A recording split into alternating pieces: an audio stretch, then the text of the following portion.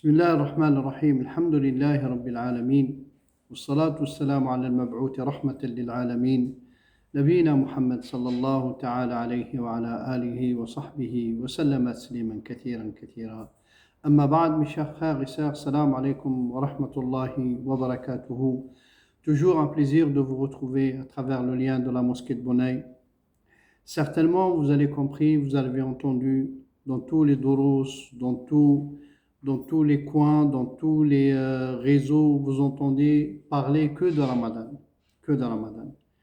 C'est normal, la Ummah, la communauté du prophète Mohammed sallallahu alayhi wa sallam dans le monde entier, elle va accueillir ce visiteur, ce daif, qui est le mois béni par Allah Azza wa Jal, et le mois choisi. Certainement, ils ont raison, tous les frères et tous ceux qui se mobilisent, tous ceux qui ont l'habitude de parler ou de faire des rappels à travers les réseaux, de parler de Ramadan, c'est nécessaire. C'est nécessaire. Pourquoi c'est nécessaire? Mes chers frères et sœurs, Allah Azza wa Jal nous a donné une faveur. C'est une faveur de la part d'Allah Azza wa Jal, de nous laisser vivre ce mois béni, de nous faire atteindre ce mois béni, de le vivre. Et c'est ce qu'on souhaite auprès d'Allah, qu'il nous laisse, Inch'Allah, des années encore et en bonne santé, en bonne forme, pour essayer d'adorer, de profiter de ce mois comme il se doit. C'est un mois béni par Allah Azza wa Jal. Il est devenu ce mois béni, et cette nuit qui est dans ce mois qui s'appelle Laylatul Qadr, la nuit du destin, ils sont sacrés auprès d'Allah, car Allah, il fait descendre sa parole, Al-Qur'an. On voit à travers la vie de notre prophète sallallahu alayhi wa sallam, à travers la biographie de notre prophète sallallahu alayhi wa sallam, comment notre prophète sallallahu alayhi wa sallam il accordait de l'importance. Comment notre prophète sallallahu alayhi wa sallam il accordait de l'importance à ce mois. Et comment notre prophète sallallahu alayhi wa sallam motivait les musulmans autour de lui. C'est ce qu'on appelle les compagnons de notre prophète sallallahu alayhi wa sallam. Les motiver. Et il a motivé sa communauté jusqu'à la fin du temps. S'il arrive ce mois et que Allah Ta'ala il vous a donné la faveur de vivre dans ce mois, la faveur de vivre en bonne santé, et que vous pouvez faire des adorations que vous ne faites pas dans les autres mois, allez, faites-le, mes chers frères, n'hésitez, il n'y a aucune hésitation. Mes chers frères et sœurs, certainement vous avez compris, et certainement à force d'entendre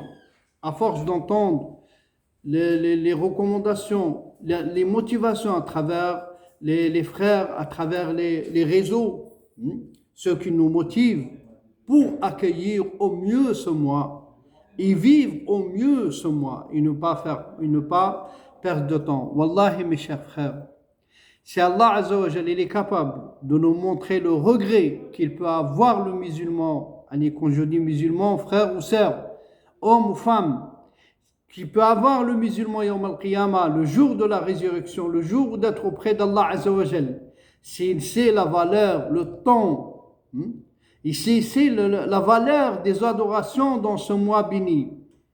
Et surtout, c'était une belle tradition, la lecture du Coran, comme il fait notre prophète sallallahu alayhi wa sallam, et comme il fait le cas de Sahaba, les compagnons de notre prophète sallallahu alayhi wa sallam, comme il fait la génération qui sont venus après eux, ceux qui avaient l'importance de ce mois.